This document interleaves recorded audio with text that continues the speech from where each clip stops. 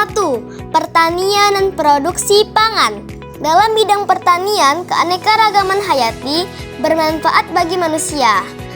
Dan keanekaragaman genetik yang terdapat pada hewan dan tumbuhan membantu menjaga pasokan makanan kita dari segala penyakit dan ancaman lainnya.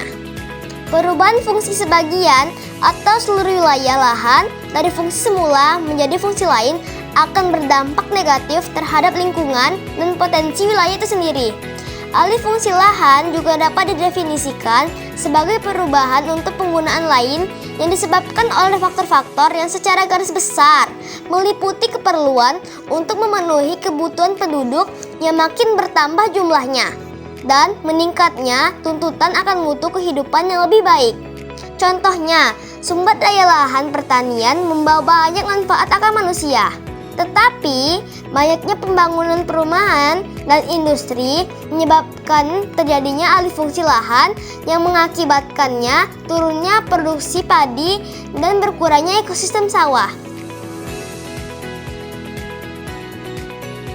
2. Kerusakan habitat. Kerusakan habitat merupakan penyebab utama kepunahan makhluk hidup. Kerusakan habitat bisa terjadi karena ulah manusia yang telah mengubah fungsi ekosistem. Misalnya, hutan ditebang, dijadikan sawah atau ladang sawit, perumahan, dan akhirnya berkembang menjadi perkotaan. Di bawah ini adalah contoh hutan yang akan dijadikan ladang pertanian. 3. Polusi. Polusi merupakan kerusakan lingkungan yang disebabkan oleh banyak hal.